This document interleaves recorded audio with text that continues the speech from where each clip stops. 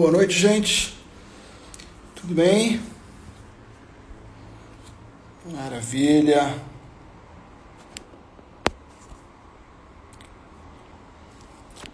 Deixa eu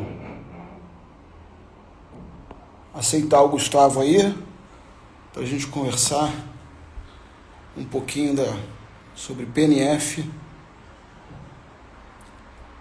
dos pacientes músculo-esqueléticos. Gustavo está entrando, Gustavo foi pegar o vinho dele. Espero que todos estejam bem. Leandro, Paulo, meus grandes amigos, instrutores de PNF. Felipe Lemos, meu querido. Vamos lá, Gustavo, solicita aí. Pronto.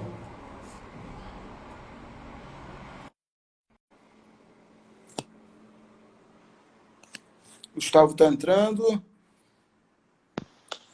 E aí, Fala, meu amigo. beleza? Tudo em Tudo ordem? bem? Tranquilo, Tranquilo? tá me ouvindo bem? Tá tudo certo? Estou vendo bem. Vamos brindar? Vamos Pô, começar por brindar? agora sim, com certeza. Essa é a hora de fazer o print, né, Vicente? Essa é a hora do print. Sim, sim. Brinde porque... Tem que beber, Geral... Vicente? Tem que beber, Vicente. Tem que brindar e beber, Ah, é Vicente. verdade, é verdade. Senão a gente sabe o que acontece, né? É, senão não atende mais paciente, é isso. Só isso. Muito bem. Deixa eu fixar aqui o nosso tema. Beleza? PNF, os pacientes... Nós não, nos... Pacientes músculo-esqueléticos. Olha o Thiago aí, o Thiago tá sempre aí na área, o Thiago Taboada.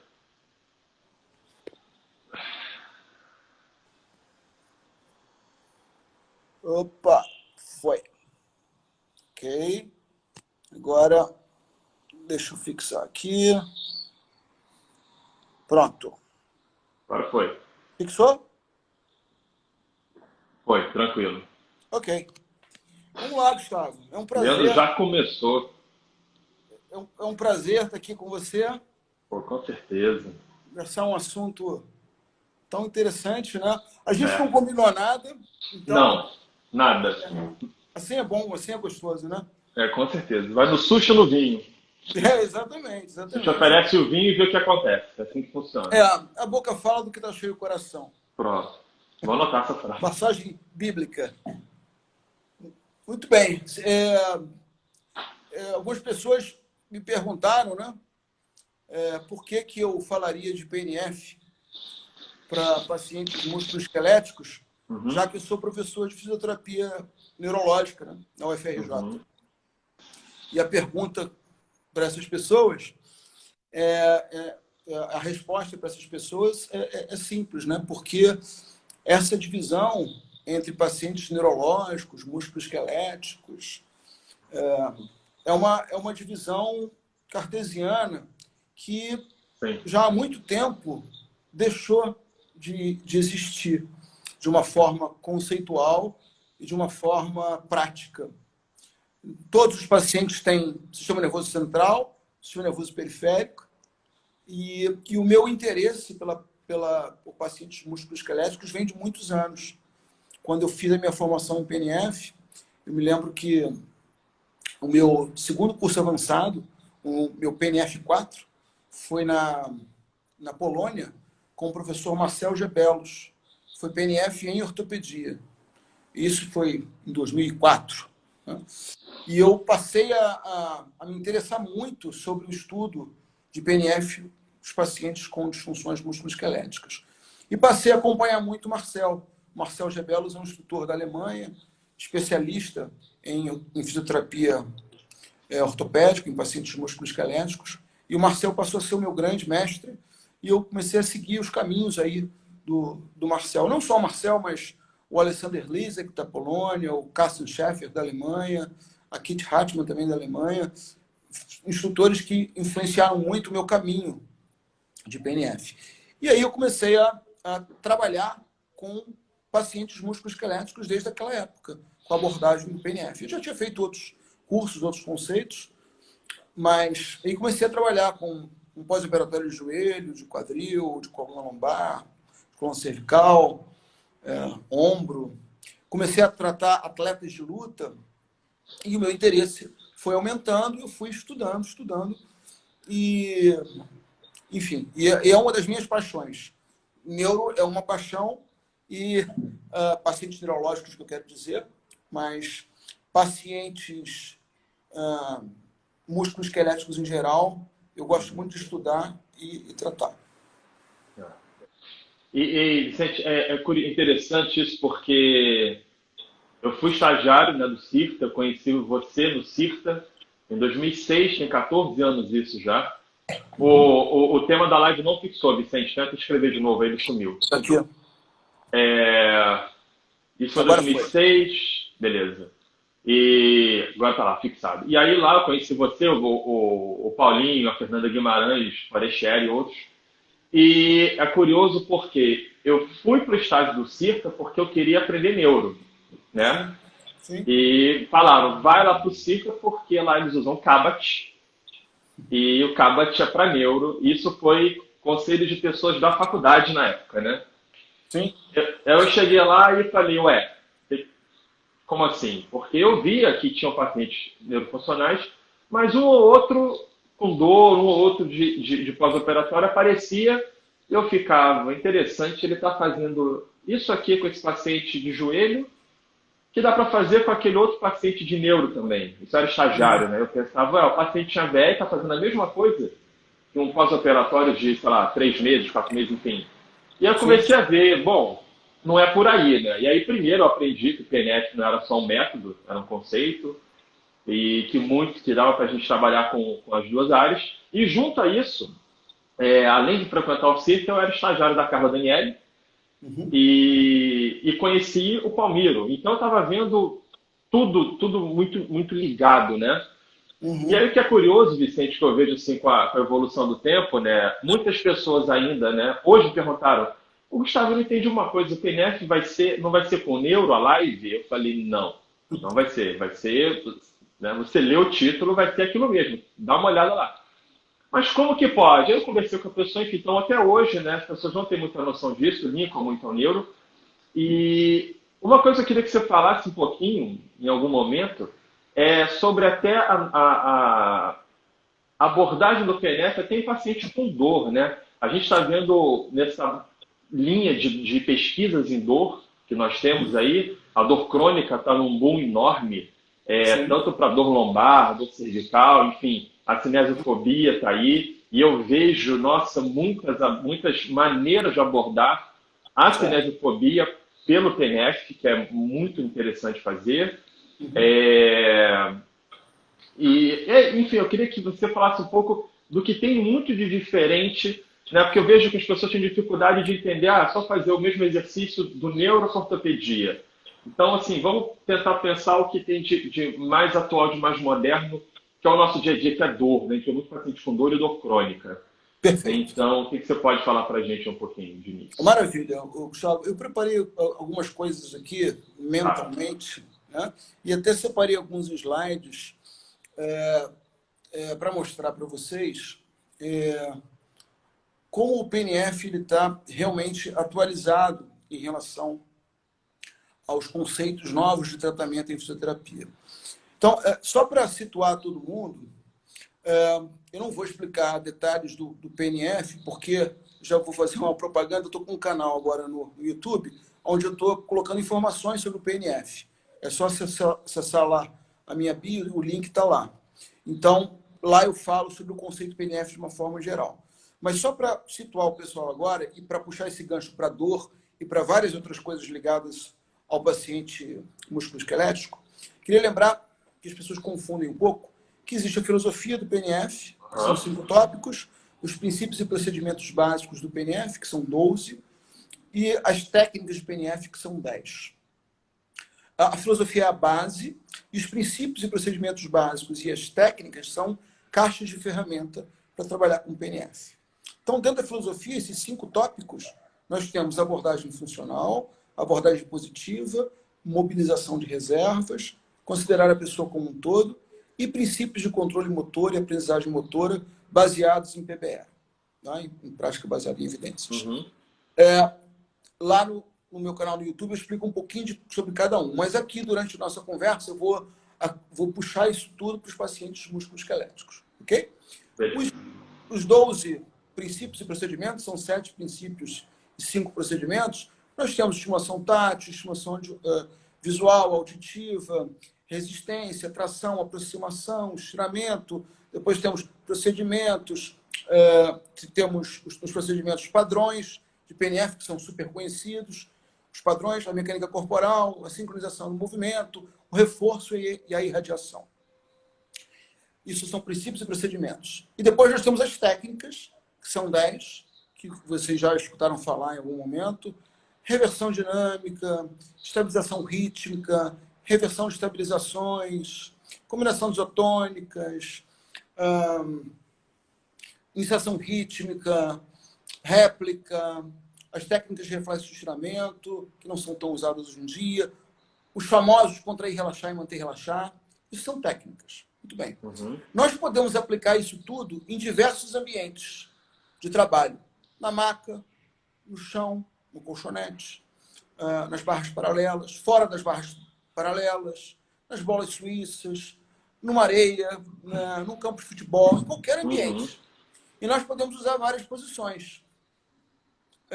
Pré-ponte, ponte, DL sobre os cotovelos, side sitting, long sitting, prono nos cotovelos, 4 apoios, ajoelhado, semi-ajoelhado, em pé, apoio unipodal, apoio bipodal, etc. Além disso, nós trabalhamos bastante com a biomecânica da marcha, as fases da marcha, estudamos no PNF não só a marcha, mas o movimento, como o movimento acontece de uma forma geral, em relação a tudo, como uma pessoa levanta de uma cadeira, como uma pessoa faz um reaching, um alcance, como uma pessoa faz, quais são as estratégias de equilíbrio, de proteção, etc. E nós temos as funções vitais, respiração, deglutição, movimento dos olhos, movimentos faciais, etc. Muito bem. Nesse contexto todo, eu vou tentar puxar algumas coisas aí para nossa conversa de hoje dos pacientes musculoesqueléticos. Só um ponto interessante, Vicente. O pessoal que está vendo aí, que nunca teve a oportunidade de fazer um curso, vocês viram tudo isso que o Vicente falou, né?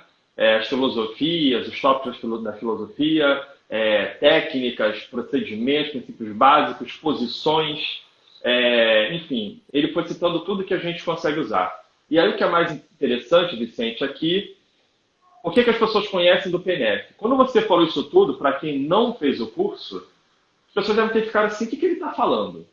Porque eu conheci o PNF, que você até deu uma risada, eu conheci o PNF como diagonal, né? O PNF em pé, o PNF de joelho, para mim o PNF era diagonal na maca.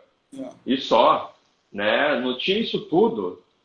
Que monte de estímulos são esses diferentes? Então, isso que é interessante. E tudo que você falou, é bom que as pessoas pensem que isso tudo é usado para qualquer tipo de paciente que tenha um movimento a ser facilitado. Exatamente. É uma funcionalidade. A Fernanda Guimarães fala muito disso. Exatamente. Uma funcionalidade, capacidade. Então, o que eu quero para esse paciente? Independente se ele é neurológico, se ele é neurofuncional, se ele é ortopédico, se ele é um paciente geriatra, um idoso, que não tem queixa de dor, mas simplesmente está perdendo um pouco da capacidade vital dele. Né? Então, vejam quantos tópicos aí o Vicente já falou. Eu tive a oportunidade já de fazer 3 módulos avançados. Fiz um módulo avançado de ortopedia e um de neuro.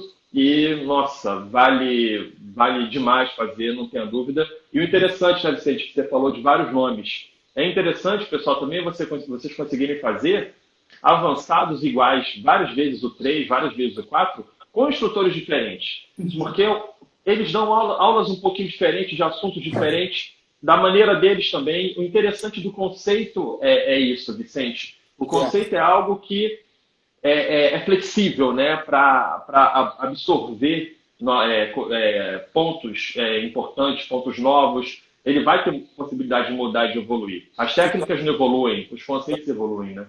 Então, aí puxando esse gancho para entrar nessa parte da dor e várias outras coisas que eu quero falar para os pacientes musculoesqueléticos, como você muito bem falou, o PNF é um conceito, não é um método. Então, o conceito é algo que evolui. Foi criado na década de 40 por um médico chamado Herman Cabot e por uma fisioterapeuta chamada Margaret Knopp. Só que ele vem evoluindo durante esses anos todos e nós fomos acrescentando vários conhecimentos de biomecânica, de neurociências, por exemplo, no tópico de filosofia, uma das coisas que a gente mais estuda no PNF são os princípios de controle motor e aprendizagem motora. E aí, Gustavo, só isso já é um mundo, né? Isso é muito interessante. E quando nós falamos do paciente músculo-esquelético, é claro que, na visão atual, todo fisioterapeuta que trabalha com paciente músculo-esquelético, ele deve estudar controle motor e aprendizagem motora. E dentro do controle motor, nós temos hoje um mundo de pesquisas e teorias. Tem o grupo da escola europeia, tem o grupo da escola americana, tem um grupo que trabalha mais com modelos matemáticos, tem um grupo que trabalha mais com cadeias cinéticas, tem um grupo que trabalha mais com sinergias, tem um grupo que trabalha mais com os modelos internos, tem um grupo que trabalha mais com variabilidade do movimento. E isso é muito interessante, porque você vai encaixando o PNF nisso tudo. Então, por exemplo, ontem eu aconselho, eu vi uma live ontem da Ana Maria Cigliani, com um pesquisador lá da UFMG. Eles falaram sobre variabilidade dos movimentos, né? E nessa live, a base dessa live foi o conceito PNF, sem eles terem falado muito sobre o PNF. Até no momento lá, eles até comentaram sobre o PNF, mas como nenhum dos dois tem a formação, eles não puderam ir à frente, e é super natural a gente entender isso, né? São dois pesquisadores que fazem um trabalho lindo, enfim. Então, nós, hoje, pegamos esses trabalhos todos que são feitos com eletromiografia de superfície, com cinemática, com TMS, com EEG, e transferimos isso para a prática clínica com o PNF, para controle motor e aprendizagem motor. Então, vamos dar um exemplo. Você falou aí, olha que legal. Eu costumo dizer o seguinte, Gustavo, na nossa profissão, nós sempre passamos pelas tendências, né? E isso é muito interessante. Todas essas tendências foram estudadas por vários pesquisadores. Então, eu me lembro que houve a tendência de que todo mundo tinha que fazer o trabalho de músculos seletivos, né? Você lembra dos trabalhos do Paul Rogers? Claro. Todo mundo passou naquela época a recrutar o transverso do abdômen, os multífidos, de forma muito isolada e tal. Isso depois foi sendo transferido para outros segmentos do corpo. E hoje a gente sabe, tem trabalhos mostrando que se fosse para a parte lombar, se você fizer um trabalho global ou fizer o trabalho, não tem diferença, né? A mesma coisa, o sistema de subclassificações, que é apoiado por muitos e criticado por outros, né? O MDT e etc. Agora, o que é interessante, eu trouxe um trabalhinho aqui para mostrar para vocês, que é sobre o sistema de classificação, né? Sobre o TBC, que tem muita gente que defende, e é um modelo interessante. São modelos, né? Existem modelos de tratamento. Então, você falou sobre dor. O sistema de classificação, existem vários sistemas de classificação, a gente sabe disso, esse é um deles, né? E nesse sistema de classificação, esse artigo foi um update do artigo de 2015, do Delito, esse artigo de 2017, porque no artigo de 2015, eles propuseram algo interessante em relação ao controle de movimento. E aí prometeram, então, depois, um outro artigo para explicar o que eles queriam dizer com o controle do movimento, né? E aí, quando eles falam sobre o controle do movimento, eles mostram essa figura que é muito interessante. Quando você trata um paciente com uma dor lombar aguda e subaguda, você primeiro tem aquela fase que eles chamam de modulação dos sintomas, né? Existem, lógico, você afasta os red flags, aí você tem paciente com modulação de sintomas, e nesse momento da modulação de sintomas você tem subgrupos que podem trabalhar mais com direção preferencial, com manipulação, com tração, com repouso ativo, depende do subgrupo do paciente. Ok. Mas logo depois que há uma modulação desses sintomas e que a incapacidade está moderada e os sintomas estão mais estáveis e a dor está de moderada para baixa, eles propuseram exercícios sensório-motores, exercícios de estabilização, exercícios de flexibilidade, mas não explicaram, né? Entendi. Então, olha que interessante, como isso bate com o que o PNF brinca, que é uma coisa antiga da Sullivan, de mobilidade, estabilidade sobre estabilidade e habilidade. Nesse sistema, eles fazem isso. Ó. Olha que interessante, eu estou olhando aqui, não sei se ficou pequeno aí para vocês, mas quando você pensa num paciente com dor e ele tem alguma restrição da mobilidade, você tem que entender, essa restrição da mobilidade, ela é neural? É do sistema neural? É do sistema articular, que está aqui do lado, joint? Ou dos tecidos moles? Então, quando você avalia um paciente e observa, e ele tem uma dor lombar, isso pode ser aplicado para outras coisas, mas enfim, você observa, será que essa restrição de mobilidade dele é neural, é articular ou de tecidos moles? Um exemplo. Se for, isso está influenciando no padrão de movimento dele? Isso pode ser um fator de risco para aumentar a dor desse paciente? Muito bem. Primeiro, você precisa melhorar essa mobilidade dele, que seria o mobility, né, que a gente chama no PNF. Depois disso, você vê aí do lado, esse círculo verde, é o que eles chamam de estabilidade global. E entenda por essa estabilidade global, não aquela coisa do bracing, de você pedir para o paciente para contrair, para ficar rígido, para poder fazer um movimento, porque isso também caiu, né? Não se fala mais nisso, né? Senão o paciente fica hipervigilante e tem todos aqueles efeitos adversos sobre isso. Mas o que ele fala aqui de estabilidade global, ele fala de ativação, de aquisição e de assimilação. Então, olha que interessante. Essa ativação, ele diz o seguinte, aqueles músculos que estão fracos e hipoativos, sendo menos recrutados, você deveria primeiro, depois que melhorou a mobilidade daquele segmento, e o que é interessante desse modelo é que não é só da lombar que eles estão falando, é da lombar e de articulações à distância também, isso é da lombar e da torácica, da glenomeral, do tornozelo, etc.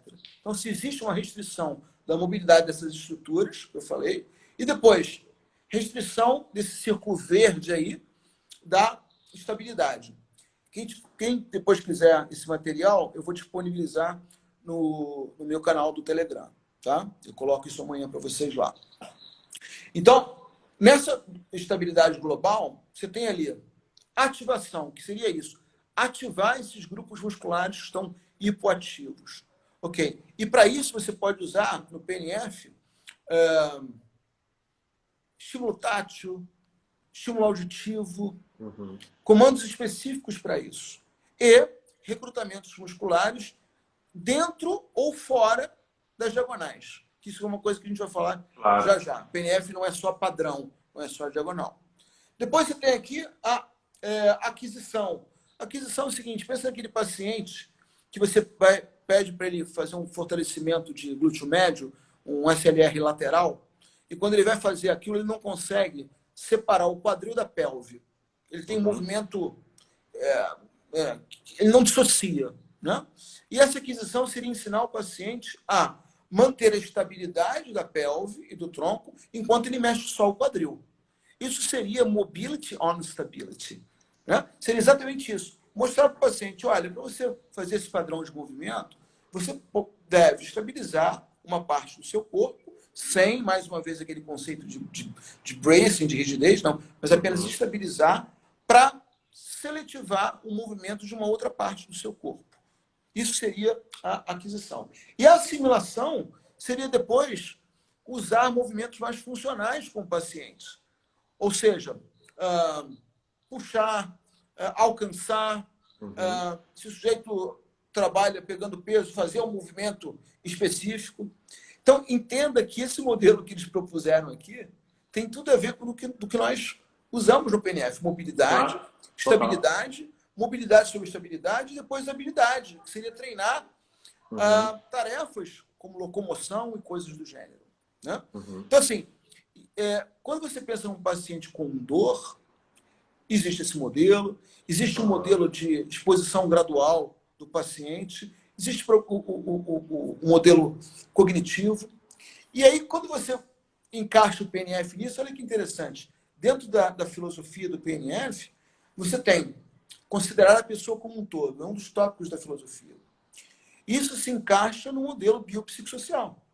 Sim. Por quê? Porque você pensa em características físicas, mentais, emocionais, pensa em crenças e atitudes, e você trabalha com todas essas características do paciente de uma forma geral.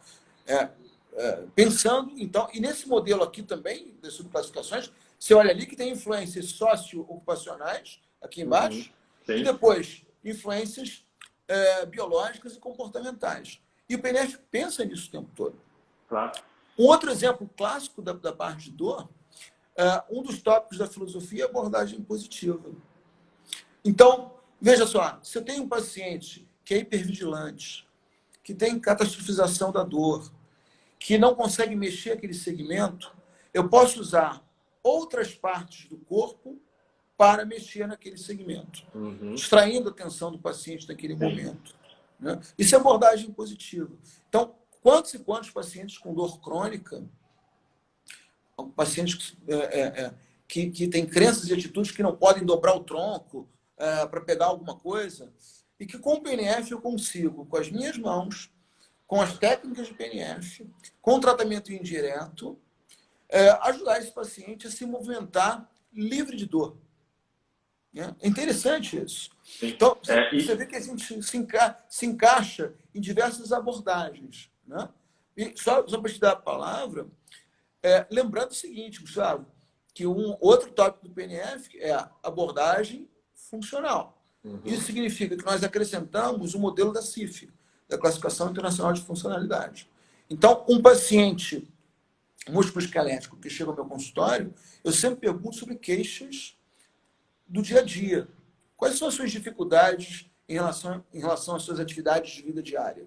Atividades básicas de vida diária. Então, alimentação, vestuário, higiene oral, higiene genital, banho, locomoção, subir e descer escada. Ok? E quais são as suas dificuldades em relação às suas atividades instrumentais? Quais são as suas dificuldades em relação ao seu trabalho, ao seu esporte? E a nossa abordagem, nós criamos exercícios com PNF dentro dessas tarefas, que os pacientes têm limitações. Né? Que a gente chama de limitações do nível de atividade e restrições do nível de participação. Então, nós ensinamos a um paciente no pós-operatório de joelho, claro, pensando nas contraindicações imediatas e imposições, a como levantar de uma cadeira, a como subir escada, como descer escada, as fases da marcha, como facilitar a resposta à carga, como facilitar o apoio médio, exercícios relacionados às tarefas. Entende? E é interessante, Vicente, alguns pontos que você falou aí. Primeiro, não sei se você viu, mas a Ana Maria Siriane está aí, acabou de aparecer. Que bom, Ana. Eu convidei a Ana, porque nas lives da Ana, várias pessoas têm falado sobre PNF. Né? E para quem nunca assistiu nenhuma live, eu aconselho a conhecer o canal no YouTube da Ana, que é muito interessante. A live de ontem foi excelente sobre variabilidade de movimento. Ela fez uma live também há algum tempo sobre cadeias cinéticas com outro pesquisador que tem tudo a ver com o PNF. Né? Então, por exemplo, os trabalhos da N-Cus, que a gente usa muito, né? Você tem um paciente, já que a Ana está aí, com disfunção no ombro, você pode, pensando variabilidade de movimentos, e pensando em cadeias cinéticas, você pode trabalhar com o seu paciente em diversas posições. Você pode trabalhar com o paciente em 4 apoios, e aí, em 4 apoios, usar uma técnica de PNF, por exemplo, chamada combinação isotônicas, onde nós trabalhamos contrações concêntricas, isométricas e excêntricas. E o paciente está lá em 4 apoios. A Anne Kuz mostrou, com os trabalhos dela de eletromiografia, que se você retira o membro inferior do mesmo lado e pede o paciente deslocar o peso à frente, ele contrai mais o serrátil anterior daquele mesmo lado, ipsilateral. Se você pede para o paciente tirar o membro inferior contralateral e você empurra o paciente para frente, ele fica naquela posição, ele contrai mais as fibras inferiores do trapézio contralateralmente. Então, quando você faz isso com uma técnica de PNF, com combinação isotônicas, você pede, fica na posição, deixa eu te empurrar para frente, agora sustenta, agora vem para trás. Ou seja, você aumenta o recrutamento desses grupos musculares. E aí, o Gustavo, tem esse outro trabalhinho aqui que eu gosto muito, da Anne Kuz. A gente pode citar aqui muitos trabalhos, né? Mas deixa eu ver aqui que eu abri o meu computador, fica mais Vicente, fácil. é importante também, foi importante você falar do controle motor, porque eu vejo muito ainda, sempre que a gente conversa com algumas pessoas da traumatortopedia ou da dor, e a gente fala sobre controle motor, muita gente ainda fica pensando, mas quando fala controle motor, pensa logo nos livros de neuroanatomia, de neurofisiologia. Não, mas eu trabalho com trauma, eu trabalho com joelho, eu trabalho com ombro, né? Para que eu vou querer entender sobre isso tudo? Né? Então, tudo que você falou, e isso a gente vivencia, né? A gente vê isso muito nos cursos, né?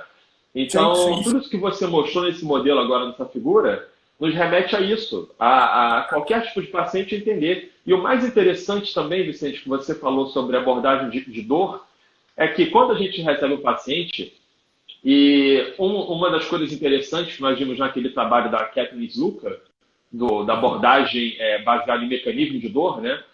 Nós temos uma noção ali se a dor ela é nociceptiva, neuropática ou nociplástica. E o interessante é que, independente da avaliação que você vai usar, na hora de fazer uma abordagem terapêutica, de todos os tópicos que você falou, nós conseguimos usar tópicos específicos para cada tipo de dor dessa paciente. Então, a dor nociceptiva, nós vamos utilizar algumas técnicas e alguns procedimentos e princípios. Na dor neuropática, outros, porque são focos diferentes. E na nociplástica, outros. Então, por exemplo, até um paciente com cinesiofobia, porque você falou de medo de se abaixar para dobrar o tronco, flexionar o tronco, porque ele já vem com crenças, hipervigilância, não, eu tenho uma hérnia, eu não posso me abaixar. A gente consegue trabalhar parte do outro corpo, né? As partes mais fortes, distrair, ou então até encorajar ele mesmo com mais estímulo tátil, mais fichas visuais. E, então, o PNF ele consegue flutuar em tudo de uma maneira super tranquila, né? Isso realmente bem interessante. Exatamente, Gustavo. E, por exemplo, quando a gente fala dos tipos de dor, você sabe que eu tenho a linha de pesquisa, você trabalhou lá comigo, sobre plexo braquial, lá no Instituto de Urologia, eu ligo conta ao UFRJ. Lá nós temos um laboratório de controle motor com a professora Cláudia Vargas, e nós estudamos o que acontece, a plasticidade no cérebro dos pacientes com lesão traumática de plexo braquial. E o que é interessante é que nós já observamos que esses pacientes eles têm dor do tipo nociceptiva, dor neuropática e dor nociplástica. Os 3 tipos de dor. Você pode ter um paciente com lesão de plexo braquial que tenha uma dor nociceptiva porque ele tem dificuldade quando a gente mobiliza, ele tem alterações capsulares, ele pode apresentar tendinopatias e tem dor quando a gente mobiliza ali o ombro. Esse mesmo paciente pode ter dor neuropática, né, porque houve um comprometimento ali do seu nervoso periférico. E esse mesmo paciente depois pode desenvolver uma dor nociplástica porque a dor neuropática é tão intensa que vai atrapalhando o paciente no dia a dia. E as redes neurais, depois, elas ficam sensibilizadas, de uma forma geral. Então, a gente vê isso com uma certa frequência. Eu falei isso no simpósio que a gente apresentou sobre dor ano passado aqui no Rio, né? Então, só para lembrar, Gabriel, o Gustavo, antes de a gente passar adiante, esse trabalhinho aqui da N-Curso, então, assim, existem vários modelos de tratamento dentro da nossa profissão, né? E eu acho isso muito interessante. Então, esse é um trabalho clássico da N-Curso sobre disfunção dos músculos escapulares associados a síndrome de dor subacromial. Esse trabalho, ele mostra, acho que vai ficar pequeno aí para vocês, o seguinte, quando você avalia esses pacientes, você tem alguns grupos musculares que têm perda da flexibilidade e outros grupos musculares que você deveria pensar na relação de ou fortalecimento ou controle motor. Então, ela mostra aqui, por exemplo, que existe uma tendência, um logaritmo, né? Existe uma tendência do peitoral menor e do elevador da escápula deles ficarem com perda da flexibilidade. Então, técnicas do PNF, como o contrair, relaxar e o manter, relaxar, poderiam ser usadas. Lembrem que toda vez que a gente fala de trabalho científico, a gente tem que pensar nos desfechos, né? Então, quando você estuda alguns trabalhos que falam de dor, e esses trabalhos falam, olha, a dor, para melhorar a dor, o desfecho é dor, você pode fazer qualquer tipo de exercício no ombro que vai melhorar a dor. Sim, se você pensar dessa forma. Mas se você pensa num paciente que tem um comprometimento como esse, que fala esse artigo, você sabe que alguns grupos musculares vão perder a flexibilidade e outros grupos musculares, nós precisamos do controle motor desses grupos musculares para ter um melhor movimento da escápula.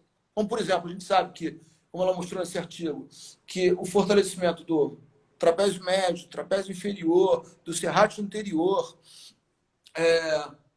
são importantes para a gente melhorar o padrão de movimento e, consequentemente, diminuir a dor. E o que é interessante do PNF, Gustavo, é que a gente faz isso de diversas formas. A gente pode fazer isso dentro de um padrão de PNF. Existem vários trabalhos mostrando que esses padrões eles recrutam, como são padrões em 3 planos. Você trabalha com flexão, abdução, rotação externa. Então, tem um recrutamento maior de unidades motoras. E quando você pensa em cadeia cinética, quando você pensa na integração desses padrões de membro superior com o tronco e com o membro inferior, você pode criar vários exercícios. Só que esse mesmo padrão de PNF, se você faz no momento em que ele faz um stroke, ele faz isso com o ombro, porque você está aplicando uma resistência, talvez naquele momento não seja o ideal você usar esse padrão, porque a sua resistência manual pode aumentar um padrão não tão adequado para ele naquele contexto. Então, você pode modificar e usar a irradiação, usar o membro superior contralateral, usar os membros inferiores, usar o tronco para recrutar esses grupos musculares que você quer recrutar. Serrátil anterior, fibras inferiores e médias do trapézio, para depois, quando houver um melhor recrutamento das unidades motoras desses grupos musculares, você trabalhar com tarefas. Porque a gente sabe que o seu nervoso central entende isso. Vários trabalhos de controle motor, e aí a gente pode viajar nos modelos internos de Volk, por exemplo, mostrando que a gente tem alças internas e externas no córtex, né? Uma alça guiada pela área motora suplementar, a outra alça guiada pelo córtex premotor. Então, depende se você vai trabalhar com um alvo externo ou sem alvo externo, com pista visual externa ou sem pista visual externa. E como nós trabalhamos em diversas posições, eu posso usar um 4 apoios no chão ou na parede, né? Um exercício clássico que todo mundo mostra, que é o wall slide, né? Que você desliza os braços na parede, que tem uma relação bacana para o serrátil anterior, com diminuição da atividade do trapézio superior. Então, você pode fazer isso com o PNF, usando um padrão de PNF, usando uma técnica de PNF, como combinação isotônicas. A N-Curso já mostrou que se o paciente tem muita ativação do peitoral menor, se você coloca em 4 apoios, você pode ativar um pouco mais o peitoral menor. Então, talvez para aquele paciente não seja o mais adequado naquele momento. Né? ou algumas posições que você usa, você ativaria um pouco mais o elevador da escápula, quando talvez naquele momento não seria o mais adequado. Mas o que é mais interessante disso tudo é que o PNF não se prende a um padrão único de movimento. Não são só os padrões que nós conhecemos de PNF, flexão, abdução, rotação externa, com flexão do cotovelo, e a volta, extensão, abdução, rotação interna, com extensão do cotovelo, ou a outra diagonal, flexão, abdução, rotação externa. Por quê? Nós podemos usar esses padrões com angulações diferentes. Nós não precisamos usar o padrão inteiro. Nós podemos usar o padrão numa parte da amplitude de movimento, com uma técnica de PNF, que pode ser reversão de estabilizações, por exemplo, pode ser réplica para ensinar o paciente a chegar a uma determinada posição, pode ser iniciação rítmica para aquele paciente que não consegue chegar àquela posição. Né? Então, olha que interessante, Gustavo.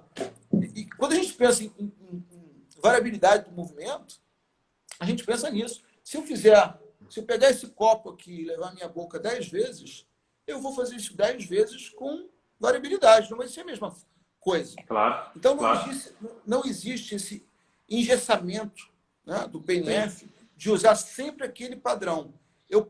O mesmo padrão, eu posso trabalhar em posições diferentes.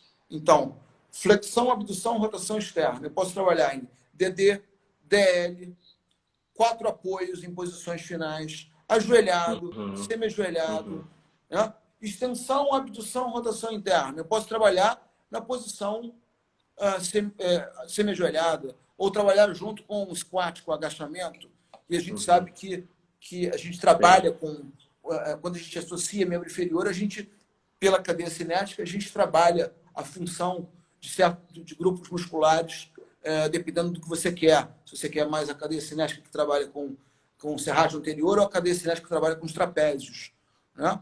Ou, por exemplo, a NCUS mostrou que se você faz um padrão em que você faz só o fato de você fazer a extensão dos punhos, quando você faz isso, você ativa as fibras médias de trapézio. Então, existe um sinergismo muscular que tem sido muito estudado por diversos autores, de forma muito interessante, em que a gente associa. E que isso tudo pode e deve ser usado, mais uma vez, em diversas posições, com diversas amplitudes, trabalhando com contração isométrica, contração concêntrica, excêntrica, com descarga de peso, com weight bearing, sem descarga de peso. Existem milhões de possibilidades. E, Vicente, interessante porque você, citando todo esse vinho aí, você conseguiu exemplificar na prática o que você tinha acabado de falar sobre as caras de controle motor de acordo com aquele artigo. Né? No momento você trabalha um pouco mais isolado, inibe um músculo, estimula mais o outro, depois você integra outras atividades e vai no caminho. Então, pessoal, isso tudo que ele falou agora na prática para tentar mostrar, porque a gente só falar associativa, a integração fica meio jogado assim, né, quando a gente fala na teoria. Então, o que ele falou agora é muito disso. E outro ponto que é importante também, para quem não conseguiu pegar um pouco... Gustavo, congelou? Aprendizagem do movimento. Estou ouvindo. Ok, vai lá. Vocês estão ouvindo, pessoal? Tranquilo? Tá. Então, assim, vou só um pouquinho. Então, ele foi falando sobre controle motor associado com cada tipo de ativação motor, então, às vezes, um pouquinho mais isolado, depois uma integração melhor, para no final ter uma atividade, algo mais funcional, uma tarefa do dia a dia. E é interessante que o Vicente falou também, para quem não pegou isso. Para cada nível desse de controle motor, podemos usar técnicas específicas para isso. Esse que é o interessante. E num atendimento, só no mesmo atendimento, pessoal, nós não precisamos utilizar a mesma técnica o tempo inteiro e ter o objetivo o tempo inteiro. A gente pode, num atendimento único, o Vicente fazer tudo isso que ele falou, ou às vezes não, tem que ir um pouquinho mais devagar. Então é dinâmico, você avaliar e reavaliar, avaliar e reavaliar. Então você faz um padrão com uma técnica ou uma posição específica, se o paciente vai bem, você já começa a avançar ou não. Então, assim, aquilo que o Vicente falou sobre o paciente como um todo é isso. Não é simplesmente eu tentar algo e vou tentar. Não, a gente faz alguma coisa, observa, tem um feedback, né, de como o paciente vai fazer, a performance dele, e nós conseguimos, dessa maneira, utilizar todas as fases de controle motor no atendimento só. Isso que é muito interessante no TNF. E o que você falou de desfecho clínico também, Vicente, tem que ficar muito na nossa cabeça, é o seguinte: às vezes um desfecho só também não é interessante, né? Ah, eu melhorei a dor do paciente. Sim, mas a função dele é igual, a qualidade de vida é igual. Né? Então não adianta a gente focar só numa. Não, melhorou a dor. E aí? Ele continua não andando. Entendeu? Então isso também a gente tem que ficar um pouco mais claro e saber ler os artigos, entender que desfecho é esse que está sendo avaliado. Não adianta eu fazer uma abordagem. Fala. Você quer ver um exemplo? Eu fiz uma resenha sobre um artigo que foi publicado ano passado. Fiz essa resenha no Instagram. Foi uma meta-análise sobre PNF para pacientes com capsulite adesiva. Esse trabalho foi escrito por 2 indianos. E um deles, o Java, foi meu aluno. Eu fui dar um curso na Índia, um curso avançado, e ele participou desse curso, ficou assim, mais apaixonado pelo conceito de PNF e começou a publicar vários artigos. Ele é um professor doutor que hoje mora na Arábia Saudita. Ele é indiano, mas mora na Arábia Saudita. Então, esse artigo é um artigo muito interessante, mas, veja bem, o que ele colocou ali como desfecho é o seguinte: a meta-análise era para avaliar a eficácia do PNF para dor e para ganho de amplitude de movimento, para abdução e rotação externa da glândula umeral. Ponto. Ok? O artigo tem coisas interessantes, mas tem algumas falhas que eu liguei pelo WhatsApp e falei: já, olha só. Por exemplo, quando ele fala das técnicas que ele utilizou lá, ele coloca contrações repetidas. Não existe essa técnica. Então, eu botei aí na tela que as pessoas confundem muito do que é técnica, do que é princípios e procedimentos, do que é padrão. Enfim, aqui nós temos as técnicas de PNF, como combinação isotônicas, iniciação rítmica, réplica, reflexo de estiramento repetido no início e através da amplitude, que são técnicas de reflexo de estiramento que hoje em dia quase nós não usamos, porque existem várias contraindicações, mas elas têm o seu papel de destaque para alguns casos. Nós temos técnicas antagonistas, que trabalham com 2 cadeias musculares. Então, reversão dinâmica, reversão de estabilizações, estabilização rítmica. E nós temos as técnicas de estiramento para ganho de amplitude de movimento a curto prazo, o contrair, relaxar e o manter, relaxar. Só para vocês terem uma ideia, as pessoas erram também no nome das técnicas. Né? O correto é contrair, relaxar, contract, relax, e manter, relaxar, hold, relax. Então, você vê, por exemplo, nos artigos, diversos termos, né, que são inadequados. Vicente, deixa eu te pedir uma coisa, aproveitar que eu já vi que tem um monte de acadêmico aqui, acho que e pessoas que não trabalham muito com PNF, mas têm curiosidade. Acho interessante você falar. Isso é muito rápido para você falar, não vai para. Não, volta lá, volta na imagem. Naquela? Tá. Na imagem das técnicas, é. É interessante por quê? Porque muitos perguntam, mas como que eu vou trabalhar com a dor? Como que eu vou trabalhar com ganho de mobilidade? Como que eu vou trabalhar com força? Então, se você puder, não sei se eu escolheria, me fala quais que você trabalha a dor, quais que você trabalha a força, ou se você puder falar, a iniciação rítmica eu ensino o movimento, a réplica eu também ensino, o contrair relaxar, o manter relaxar para dor. Acho que isso seria interessante para associar com a ortopedia. Porque, por exemplo, capsulite tem uma restrição de movimento. Lá na fase final que a gente trabalharia para ganhar esse ar, por exemplo, né? Da fase da 2 para 3, enfim. Que técnica poderia usar? Então, se você puder fazer esse link rapidinho, acho que seria muito interessante para todo mundo daí.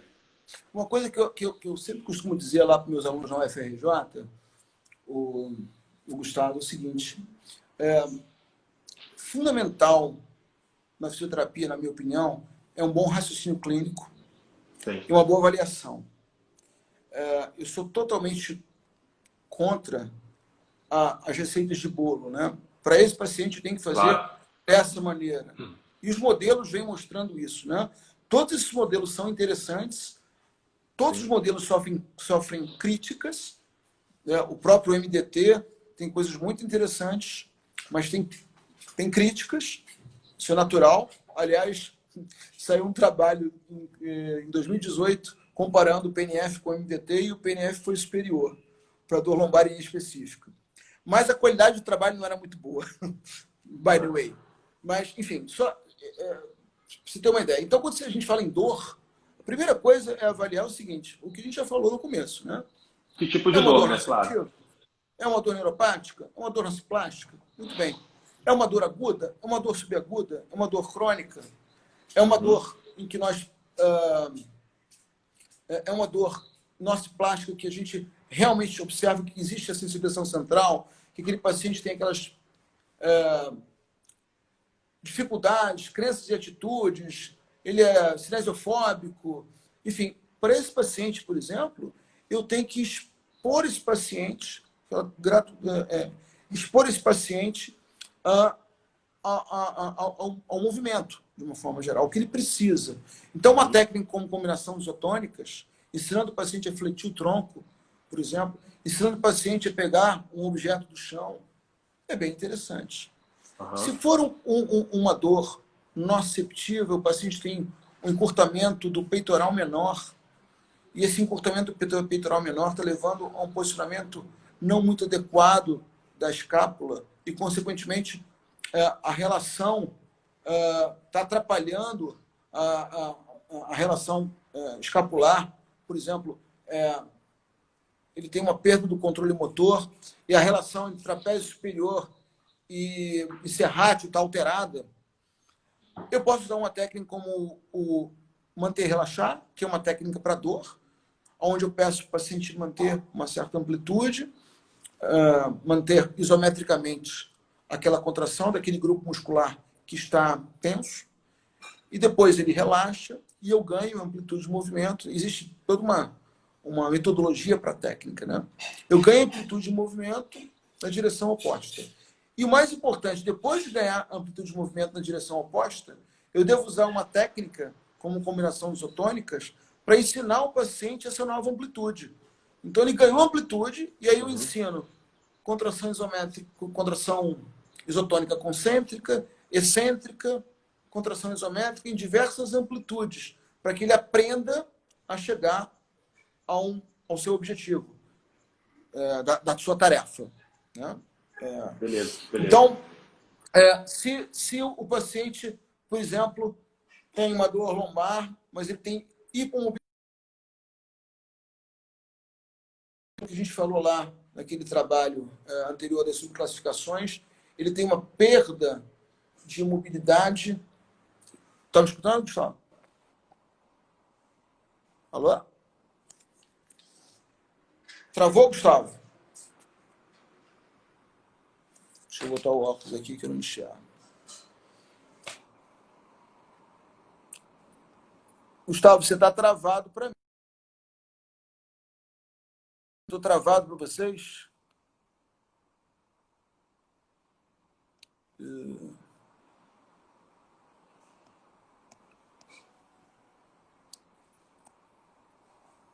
Gustavo?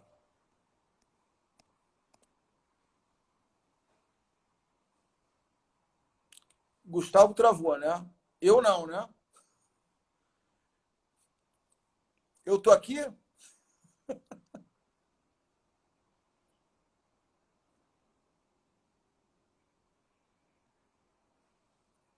Vicente está normal, obrigado. Vamos ver se o Gustavo entra de novo. Então, eu vou seguindo até o Gustavo entrar. O Gustavo travou. Alguém perguntou, acho que ele foi ao banheiro. Alguém perguntou se o modelo de subclassificação não deve ser usado. Não, ele pode ser usado. Ele é usado por alguns grupos e é usado bem. E eu acho que é uma forma de você direcionar. Ele tem críticas, como todo modelo, mas ele pode... Pronto, acho que o Gustavo está entrando aqui. Aqui é...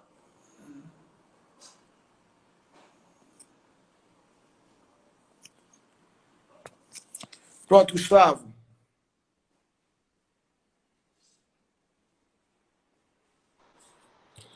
Voltou. Eu vi você falando de comobilidade, aí você travou, eu travei e caí. Você foi ao banheiro? E não fui ao banheiro. Não fui ao banheiro, que eu vi você falando. Não fui. Beleza. Não fui, não. Então, por exemplo, se o paciente tem aquela parte do artigo que eu falei das subclassificações, né? Se em relação à perda da mobilidade, que pode ser neural, pode ser de tecidos moles ou pode ser articular. Se ele tem uma perda da mobilidade torácica, eu posso trabalhar com reversão dinâmica na torácica para melhorar a dor lombar. Ou se, por exemplo, o paciente tem, que a gente sabe a relação da coluna com o quadril, hip spine. Então, muitos pacientes que têm perda da amplitude de movimento do quadril para flexão, para rotação medial, eles podem ter uma alteração da coluna lombar. Então, eu vou mexer no quadril. Ou o paciente que tem um drop pélvico, e esse drop pélvico leva a uma compensação desse drop pélvico, que alguns autores chamam de compensação do sinal de Trendelenburg, outros chamam de sinal de Duchenne, enfim. E ele sente dor lombar por causa disso, eu vou usar combinações isotônicas para tratar a força no quadril, ou a perda do controle motor do quadril. É a mesma... O que eu acho bonito, Gustavo, na nossa profissão, é o raciocínio clínico o tempo todo. Sim, com certeza. Por isso que eu digo, existem as tendências, mas todo fisioterapeuta clínico ele deve trabalhar com PBE justamente por isso. Ele tem que ver quais são as melhores evidências, tem que ter a sua expertise e tem que ver quais são as crenças do paciente. Então, por exemplo, se eu estou avaliando um paciente que tem um valgo dinâmico, da onde vem esse valgo dinâmico? Será que esse valgo dinâmico ele é importante? Né? Pode ser que não seja importante. Será que todo valgo dinâmico tem que ser corrigido? Exatamente. Vários valgos dinâmicos não têm que ser corrigidos, como várias discineses escapulares não precisam ser corrigidas. Entendeu? Como trabalhar isoladamente um grupo muscular não significa melhorar a funcionalidade. Como no passado diziam que a postura causava dor e a gente sabe que isso não acontece. Quer dizer, são mitos. Agora, a gente sabe que se é uma pessoa que tem um valgo dinâmico, pode ser um fator de risco para algumas coisas. Mas de onde vem esse valgo dinâmico? Vem do quadril? Vem de uma fraqueza do complexo posterolateral do quadril? Vem da perda da dorsiflexão do tornozelo? Vem de uma alteração do fêmur estrutural? Existem várias possibilidades. Então, o que é bacana no PNF, quando a gente fala considerar a pessoa como um todo, na nossa avaliação, eu vou pesquisar aonde tem alteração da mobilidade, aonde tem alteração da estabilidade, onde tem alteração da mobilidade sobre a estabilidade, para chegar à habilidade. Claro. E o que é mais legal, Gustavo, brincando com essa variabilidade dos movimentos, brincando com diferentes estratégias no desafio do paciente. Né? Eu não vou ficar trabalhando com o mesmo número de repetições. Isso é mobilização de reservas. Né? Eu não trabalho com o mesmo número de repetições. Depende do que eu preciso, se eu quero força, se eu quero estabilidade, se eu quero mobilidade. Eu posso, dentro de uma série, brincar com o meu paciente. Eu posso trabalhar com a combinação isotônicas, contrações isotônicas concêntricas, depois isométricas, depois excêntricas, depois isométricas, depois concêntricas de novo. Eu posso trabalhar isso em diversas amplitudes, em cadeia cinética aberta ou fechada. Aliás, esse conceito também já mudou. Aliás, tem vários conceitos de cadeia cinética. Né? Vicente, interessante também isso que você falou sobre os exercícios específicos ou não. E aí a gente volta para o que você falou também, nós falamos agora há pouco sobre o tipo de dor. Então, quando nós formos acessar algum artigo que fale, fazer exercício global é mais eficiente do que o isolado. Para que tipo de paciente? Então, a gente tem que entender primeiro a base daquilo ali, a ciência básica. Que tipo de dor esse paciente tem? Exato. Então, os pacientes, a gente sabe que os pacientes com dor nociplástica mais crônicos, eles tendem a responder melhor com exercícios globais. Isso é fato. A gente vê exercícios aeróbios. O importante é mexer, é o movimento Exato. com uma intenção, claro. Exato. Também não é sair fazendo qualquer movimento. Exato. Mas é importante a gente entender isso, que hoje o estudo da dor está muito específico e nós temos que saber que tipo de dor é essa primeira que está Que tipo de dor a gente está encarando ali, né? Exatamente. E outra coisa, Gustavo, que assim,